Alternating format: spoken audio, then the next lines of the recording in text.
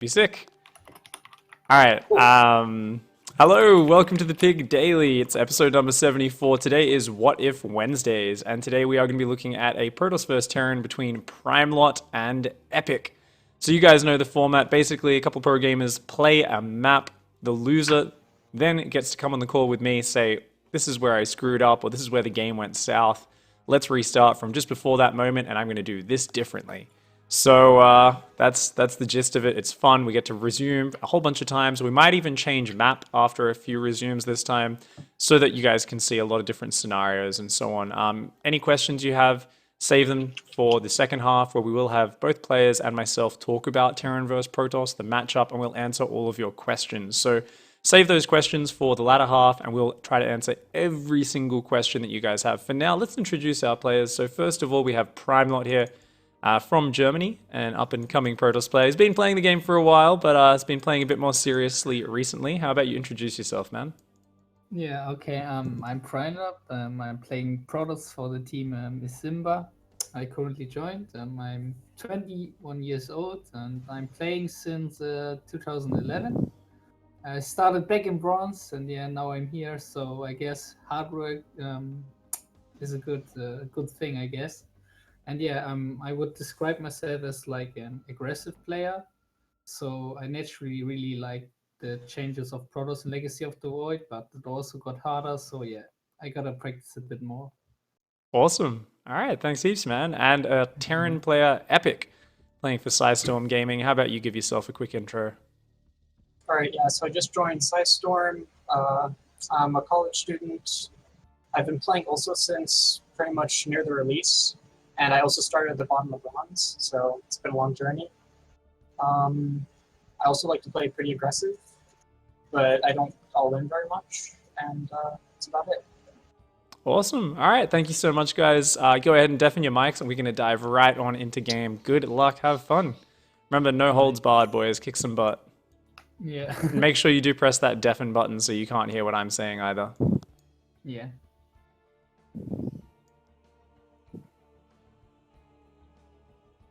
All right. There we go. They've both deafened it. We are going to start the game, guys. Cheese, whatever, all that stuff is completely fine because we get to resume replay and then see how to counter the cheese. So any strategy is awesome. I've told the guys they can do whatever they want. If you guys are curious to see the guys' Wikipedias, you know, these guys aren't the absolute like winning WCS guys, but they are very good players. You know, I've been playing on ladder against these guys for years now, and they are both pretty damn fantastic, and I'm very excited to try and get some perspective. So let's dive straight on into game. Down here in the bottom left-hand side of Galactic Process, our Protoss player representing team Izimba. It is Primelot. My rotate isn't working. No! I don't get to do my sexy spinning intro. Let's fix that. Let's fix that. Lately, I've been having some hotkey issues where my observing hotkeys aren't working, but there we go. There we go. Spawning up here in the top right-hand side, our Terran player. It is Storm Gaming's Epic. Yeah, these guys are both high Grandmaster floors. Definitely like top 100 players. Like Epic here.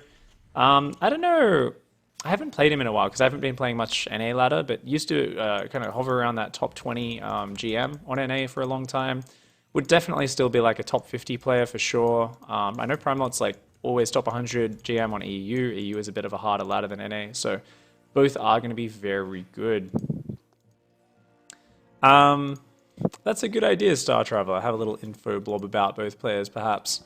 Would be a nice one. So I am going to try and mark down important timings as we go to save on the downtime. Last week's What If Wednesday, it went for way too long. I want to try and keep it down to maybe an hour 15, including the long question time. Normally we do like half an hour of questions. So I'd like to try and keep it under an hour and a half, or preferably under an hour 20 minutes, or at least just pack more action and more games into that hour and a half. I normally do focus on the live show format. So if you guys are watching on YouTube and you're thinking, oh crap, this is such a long video, who's going to watch this? Well, I will add timestamps within 5 or 6 hours of it going live. I always add them, you know, a little bit later after the VOD's up.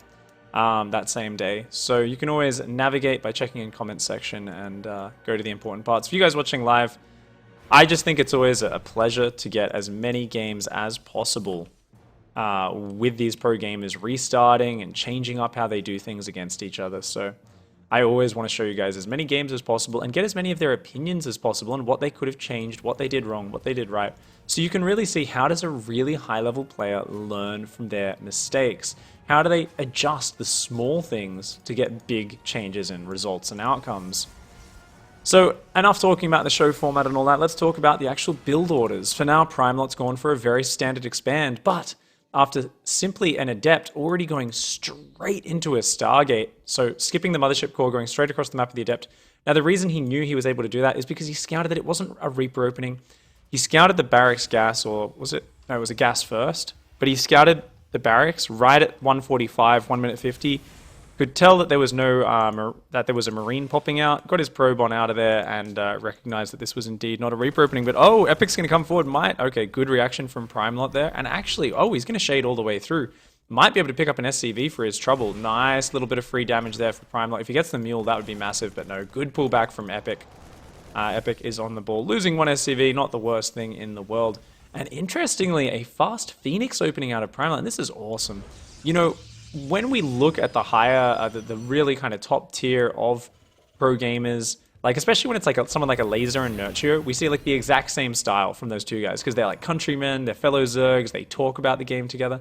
But I really like it when we get to see different players that play different styles. Like I want to get Hass on here one time so we can see like mass Oracle PvT, but actually going for really fast Phoenix. This is something I haven't seen in a while.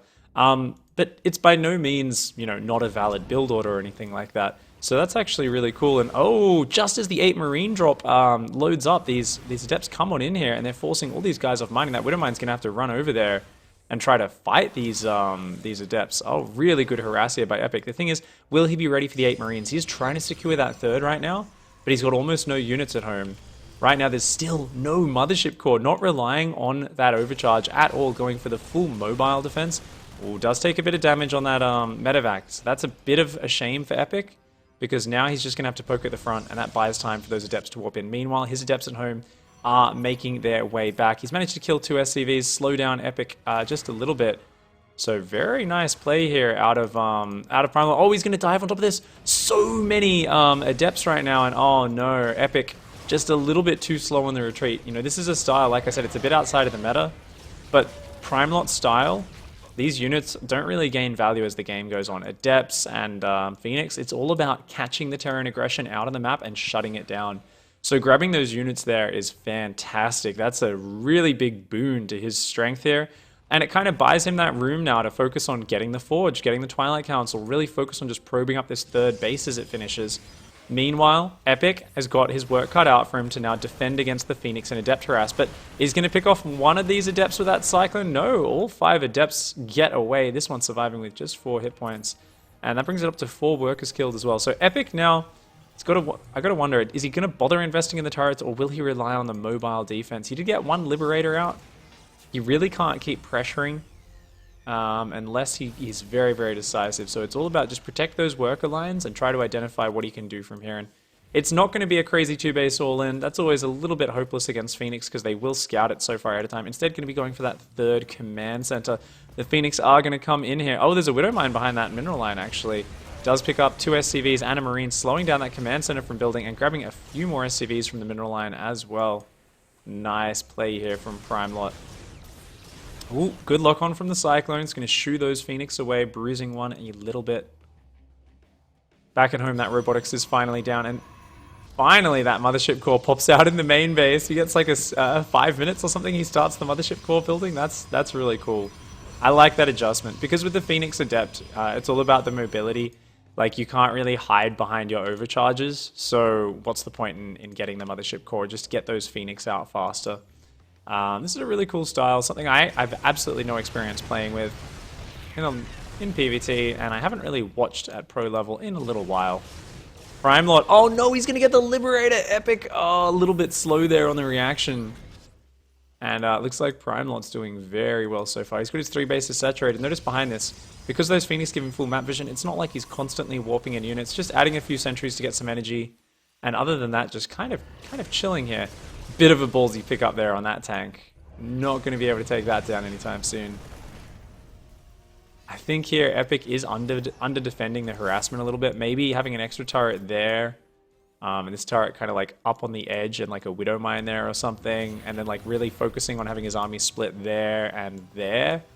In terms of anti-air, maybe that would have been able to deny the damage. But it is such a slight mistake can always just result in you not really managing to stop the Phoenix in their tracks.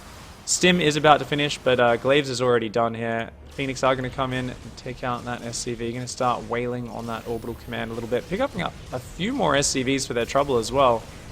Very nicely done by Primelot. And behind this, it looks like he's going to be going to double Robo Colossi, Blink, and going up to 2-1 upgrades. So it's still just single eBay on the side of Epic. Epic, his army supply is looking quite healthy. The problem is, where is his moment? Where is his timing to hit? Where is the strong point where he can leverage his strength against what Primelot's doing? He's trying to figure it out now. He does drop a scan. He sees a lot of gateways, but unfortunately, he misses the Forge. He misses the second Forge and the double Robo and the robotic support base, so he doesn't see what tech Primelot's going for. Seeing that many gateways, he might actually be worried about a big Adept all-in or Adept Stalker all-in, and it might actually prompt him to play more defensively, which would be a disaster, because if he gives enough time for lots of Colossus and Colossus range to get out, then I don't think Epic's going to be in a good spot. There's no second starport down. He hasn't started Viking production. All he's got is 2 tank evacs and a bunch of Marine Marauder. He's adding in a Liberator now, building Marauders 3 at a time. And, I mean, I guess the one thing working for him is that Colossus range has not started yet. I think Primelot's forgotten it for the moment. And we're going to have to see how this goes. This is a very important engagement. Army supplies are almost identical, but the 2-1 upgrades are about to kick in here for Primelot. It is just a +1 attack for Epic with +1 weapons very far away from finishing. 4th base here, very important for Primelot to defend. He's going to hang on at the ramp. Oh, 4 Marauders as well as a couple of Marines. That's a big pickup. That's about 10 supply that just goes down there for free.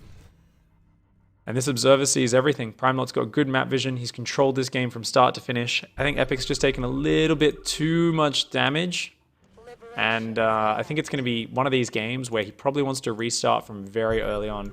He's splitting off a drop. Oh, he scans, but he misses the Observer. And he also flies through that Observer's vision there. Does Primelot react? Did Primelot pay attention? I think he might have missed that. His army is pulling over to the left, but has he actually spotted it or not? He's got cannons there and 4 overcharges. His flank over here is so well defended. As long as he drops the overcharge quickly, he will be in a good spot. And it looks like Primelot here wants to take the engage. He's coming around for a big flank on top of that main army. He knows he's split up. He says, well, if you've split up, even if I take a bit of damage back home, I'm going to punish you and dive on top of your main army. But Epic there with a good retreat. Does pull back. Dives in on the left at the same time. But the overcharge plus cannons is a little bit too strong. I don't know if Epic can fight that. And Primelot dives atop the army as well. Fantastic play from Primelot. Cleans up the army on the right. Oh, his Phoenix actually missing the drop there. He's got to get back. Epic dancing around him, but because it's the only pressure that Epic's got, it's going to be a pretty simple matter for Primelot to dive on top of this. The Phoenix shooting down the medevacs. 1 Phoenix falls, 2 Phoenix fall, but the Stalkers blink on top. There's almost no bio left. And that is all she wrote for Epic. It's okay to GG. I'm kind of hoping he GG's from here, but I'll let him get in his groove. I won't like stop the game prematurely or anything like that. There's really no way to come back from here. It's maxed out Primelot versus 140 supply Epic. So let's start talking about what he could have potentially done differently in those earlier stages of the game. Well, first of all, that first 8 Marine drop, I think really could have potentially cancelled the 3rd base. So, I really think we want to go back to that 8 Marine drop. And I think that's going to be the crucial moment. Let's put this on Primelot's camera as he finishes this game off. And I write down some notes here. So that 8 Marine drop was pretty damn massive. Because it not only didn't do damage at all, like it tickled some shields off of Phoenix, but it also got killed completely. And that's 8 Marines in a medevac, which could have defended one of his mineral lines at home. While the rest of his units popping out defend the other mineral line, and then bam, the Phoenix can't get any, harassment damage. And that's actually super important. It might sound small, but it makes a pretty massive difference. So I I think that going back to the early moment there is going to be good. But there was also with the very early a depth pressure at the start. So there was a few annoyances and things which slowed down his build. So earlier depth pressure, it got 2 SCVs. Plus, just kind of annoyed him. So that's actually something which is very small. But you could note a small momentum shift even there in favor of Primelot. And Primelot's just taking his time with this, maybe taking too long. I mean, he's adding Storm and 3/3s and a lot of gateways, so I guess you can't really be too critical. You know, making sure you can remax very quickly. Probably should have a 5th base up as well. Oh, wow, he just got EMP'd really bad. And the Liberator's set up on him. His army was sitting a little bit too close to his opponent while he was macroing. And, yeah, I mean, I guess he can defend this ramp, but... Oh, yeah, Storm's ready. Okay. Storm's ready in just a few seconds, and he's got like 6 High Templar there with Storm. He's one of these guys who keeps High Templar on his main army group. Interesting. That's a question I can ask him about later. I just like asking people about their own little kind of hotkey idiosyncrasies.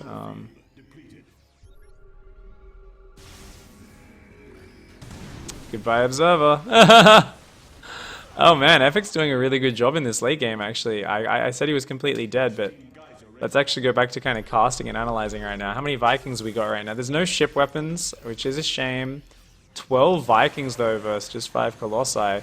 And he's got the snipes for EMP, and he's still got a few Widow Mines alive.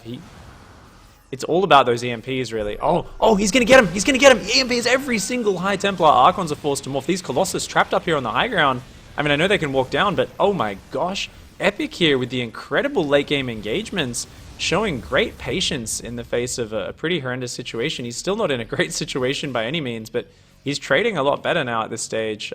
He is still down in the resources lost, but he's starting to work his way back to even. Liberators, yep, are going to re-siege here. He's got to engage. Oh no, those Liberators are just all going to go down.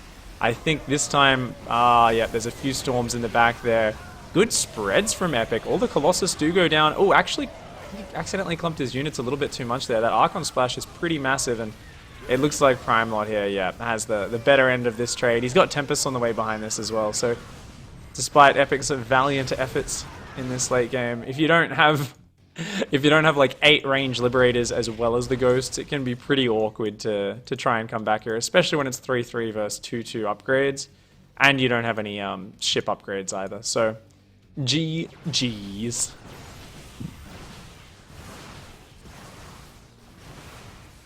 But yeah, you know, he really did kind of rout Primelot's army, so I'm quite impressed with that. If a player really struggles, I like to try and give them suggestions and point out key moments. But for now, with the first game, I'm literally just going to ask Epic. I'm going to be like, yo, where do you think things started to slip away? And if he doesn't say really early on, I'm going to be like, how about that 8 Marine drop, hey? And because I really want him to restart from nice and early, and I want to see this game kind of shift momentum very differently, because that's kind of how Phoenix work. They're very like all or nothing in how they operate. They catch the units out on the map, they shut down the aggression, they do some harassment, they're great. If they don't, then they're not that fantastic. So it's one of those little things. So I'm gonna just start loading the replay while Epic hops on the call, and hop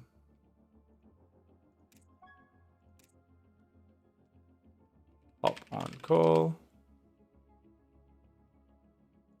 And I am gonna, actually, why am I? So I'll start loading up that replay specifically, so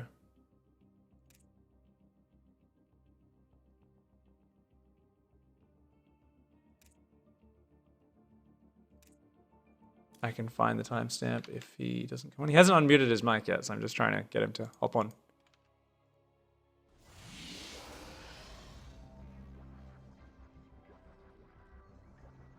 Hop on call. Epic. Where you at, boy?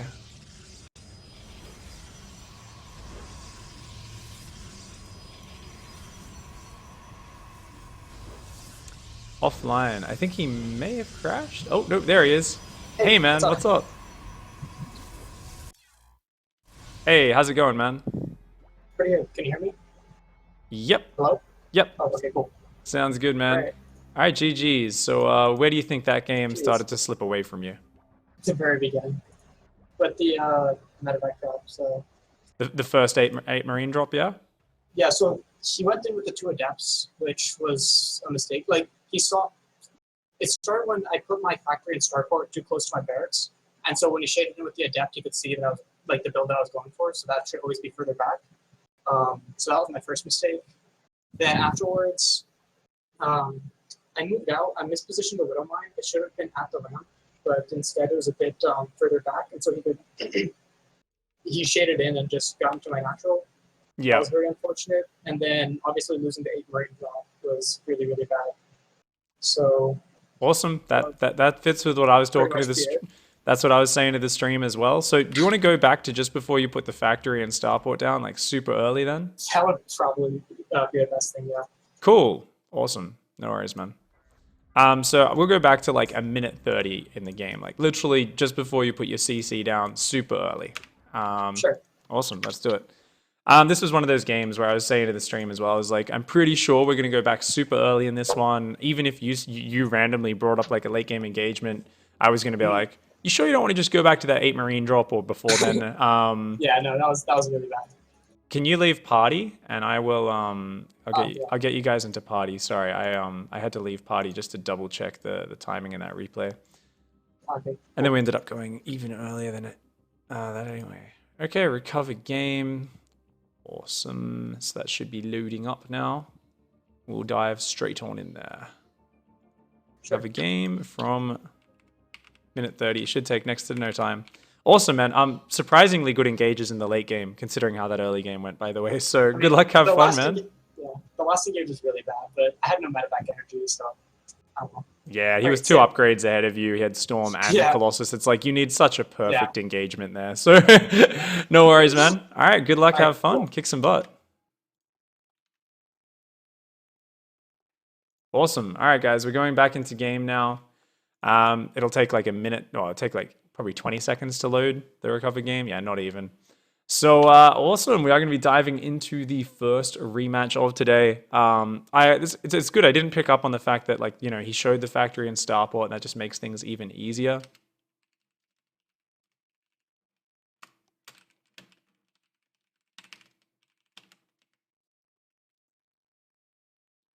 All right, Primelot says go, go. We are go. Awesome. So the Nexus has just gone down for Primelot. Actually, it's a barracks gas expand. Oh, okay. I thought it was a gas first before. But I'm pretty sure this is a normal barracks gas opening. Because, yeah, the CC still goes down. 1 minute 45, and then there's just enough money for a factory straight away if you skip the Reaper. If you have the Reaper, then it would be delayed by quite a little bit. But that's cool. So both players just kind of scouting away, and you know, remember guys, the rule: Primelot has to play the same style. He's got to do the same sort of stuff, and this allows us to see how Epic's changes, how much impact do they really have. Now, some players are better at kind of doing the same thing. Other players play so much by feel they kind of forgot what they did before, and they just instinctively change things up. So hopefully we'll get as pure a scenario as possible, and Primelot really sticks to the same sort of adept pokes and everything.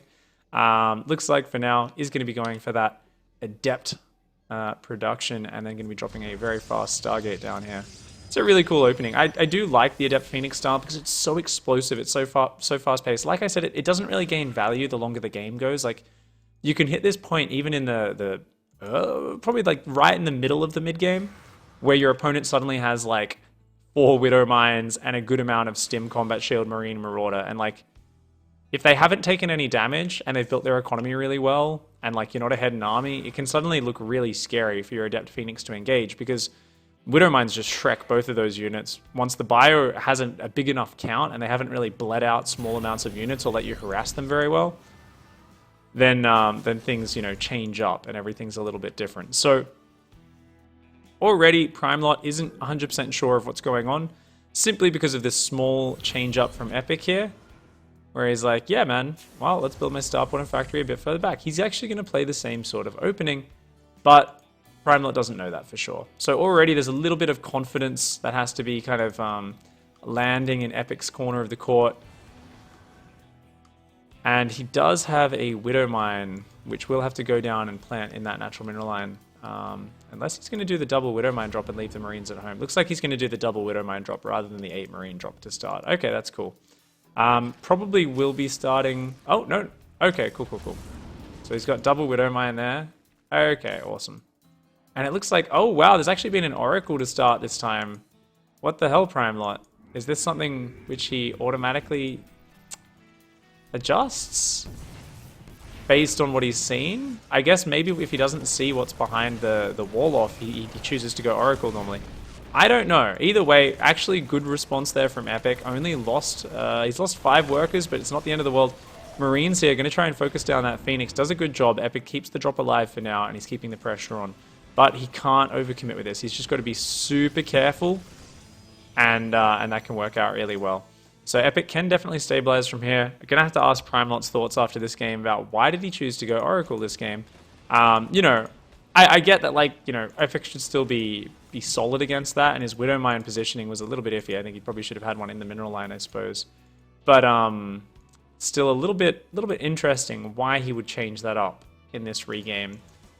And these Adepts are actually going to be shading across the map. Are they going to see this? Are they going to cancel in time? Epic sees it. Primelot does not. He's not paying attention. And a Liberator. Okay, here we go.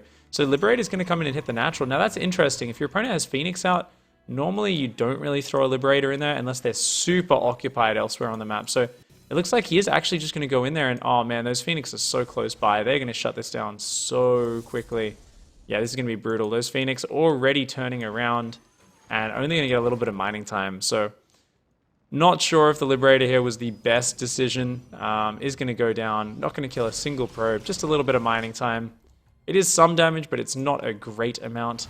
And, oh, overextension there from Primelot. Does lose a few Adepts. Let's keep in mind, Epic, this time, securing his economy really well. And that's the important thing to do against an Adept Phoenix player. Getting up that third base, getting up that sick SCV count is really important. We talked about it last game, you know, do you try to go for some janky all-in, which almost never works because the Phoenix are going to scout it straight away? Or do you just build up your economy and really play to that later stages, the mid-game? And that usually is the timing against a sort of Phoenix opener, is before they get up that critical count of, say, Colossi, those sort of things. So we do see Primelot realizing... Oh, actually going to lose a Phoenix. We do see Primelot realizing that the game has changed pace a bit from the previous one, only going 2 Phoenix after that initial Oracle, and already going into that Robotics. So I think he might be realizing, well, I don't think he's going to give me any angles for my Phoenix to do damage. I think I need to change it up and actually go into Robo, Glaives, and +1 myself. eBay is getting +1 there. We are seeing 2 more barracks on the way here for Epic. Third base is already starting to get nicely saturated. Stim is almost finished. Combat Shield's not quite done just yet. We'll need to be adding that on in the near future. But still only single forge from Primelot as well, and both players just going to macro up. And this is sometimes what the threat of those fast-paced units like Phoenix actually does. It does kind of force different reaction. Is Primelot going to commit to this? Epic, you got to split. Okay, Epic a little bit slow on the split. His stim's not quite ready yet, so he's going to take a few seconds longer to deal with this. Those Marines there were just slightly misangled, and he is going to lose a fair few SCVs. So for 6 Adepts, was that worth it? He killed 7 SCVs. You know, it's a pretty even trade, to be fair. I think Primelot's kind of okay with it, but he can't keep trading like that, or else Epic's just going to have a really good attack timing where he's like, well, you threw away all of your army in order to kill a few workers, but you didn't really completely cripple me, and now I'm just going to kill you. A second starport is on the way here for Epic. So Epic... Epic himself, I think, is like kind of blind countering the potential for Colossi a little bit, but I guess maybe not. Just think about it. The second reacted starport doesn't have to be for Vikings. It could just be for regular non-range Liberators, and that's actually very common these days. Is people saying, you know what, getting the range on Liberators is a little bit overrated. It's not the most important thing. Let's just focus on, oh, this is cute. He's going to drop on top of this, and they say, let's just focus on mass Liberators rather than anything else. Oh, that lock-on from the Cyclone.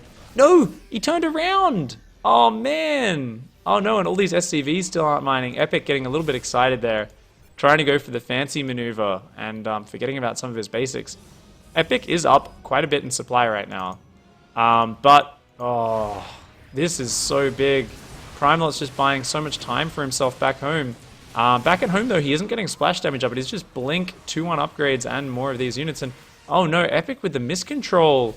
He keeps on, you know, he's getting a little bit tilted by these Adepts, I think. And we've all been there before, right? You've had Adepts bouncing between your bases, and you start to feel a little bit helpless. But these Adepts just keep coming in from multiple angles, and Epic is really struggling to deal with this. And he still hasn't left a squad of Marines in the main to deal with that Warp Prism. So this is really bad. So from about the 8-minute mark is when drops came in and started wrecking him. Maybe 7:30. The 8 minutes is when that started going. So I'm gonna write that down. 7:30 to 8 minutes. Missed the Warp Prism. And that Warp Prism is such an important piece of the puzzle for both players.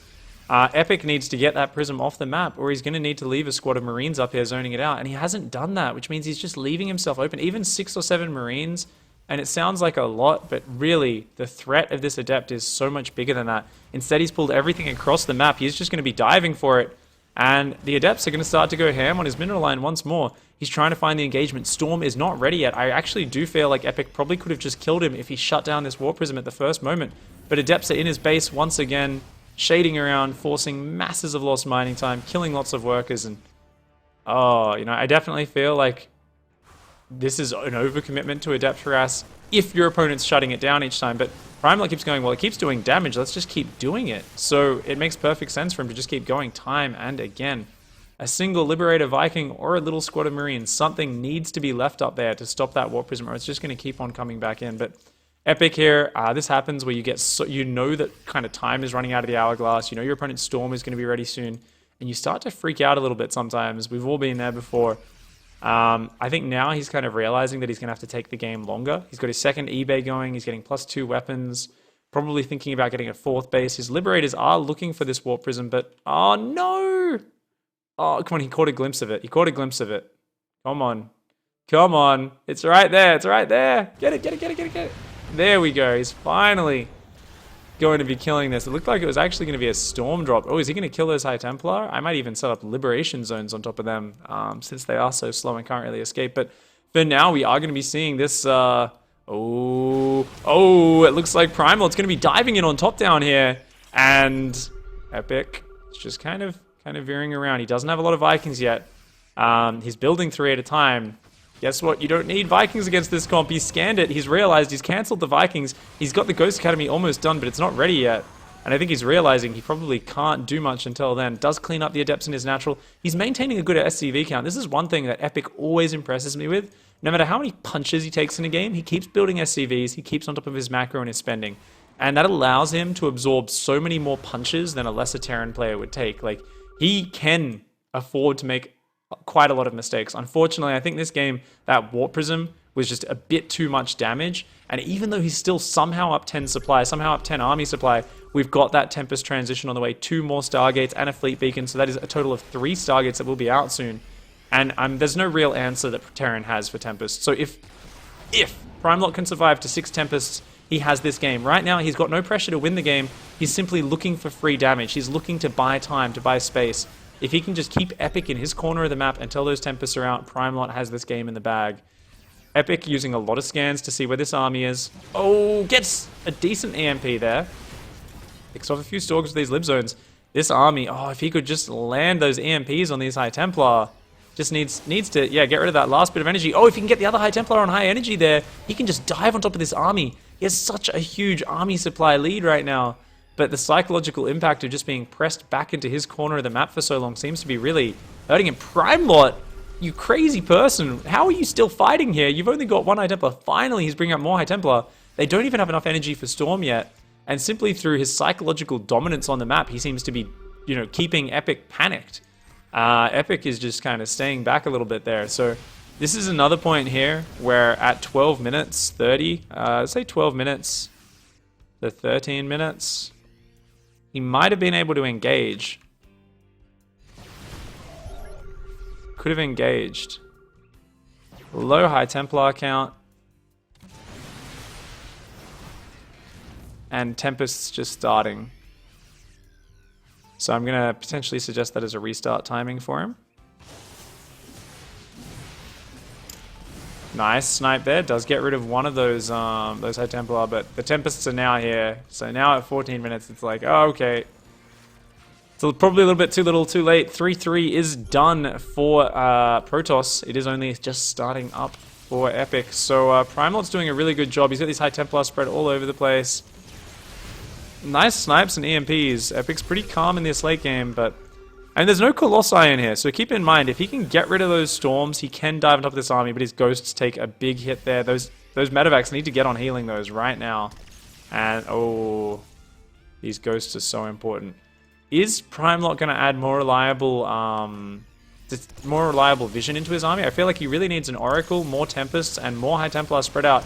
But it looks like for now he's hungry. He's going to push forward. If he can control the high ground, it's much harder for Epic to engage. And another Warp Prism does go down, but not before pulling the entire army of Epic out of position. Epic, oh no, his ghosts are right in the front of the battle. They're all getting caught. Nice. Oh wow, nice EMPs though. Every High Templar is gone. This messy battle might actually work in Epic's favor. I think he has to push up this ramp though, and that's going to be nasty against the Archons. He's trying to do it though. His Vikings are coming in as well. Those Vikings from earlier in the game finally going to have a use against these Tempests, but here comes the Storm Reinforce, and I think that spells the end of this push for Terran. There's more High Templar in there. A bunch of them with a lot of energy. And, I mean, Epic's traded okay. He's got a 4th up, but Primelot's got a 5th now. Primelot's playing this very calmly, very carefully. And he's just steadily pushing his way forward.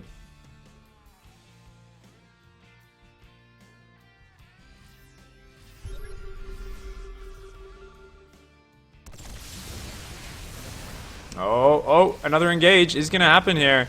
One Tempest goes down. Great EMPs, and oh no, Primelot a little bit too exposed on the map. Remember what I was talking about? He doesn't have any reliable splash damage in there. You need to always have High Templars spread out, or else if you're not watching and the Terran gets those EMPs, he can dive on top of you. There's no Storm in there. Epic, you can dive on top of this army right now and win the game. You need to hit right now, though. You're up 60 army supply. He scans, he realizes, he's like, wait a second, I've got about 20 seconds before they have Storm energy. Go, go, go! Great EMP all over the gateway units. The time for being careful is over. Yep, set up those liberation zones and dive on top of everything. No need to be careful or coy about this. Just dive in there. He's got the scans. He sees it. Yeah. There's no snipes there. Oh my god. Epic actually takes it in the late game. Wow. We were impressed by his engages in game number 1 when he was down 60 supply in the mid game. But apparently, Epic just found that moment there. And I'm going to be very curious to hear Primelot's opinion on exactly which moment he wants to restart from. So let's see if Primelot can hop on the call. Hop on call, Primelot.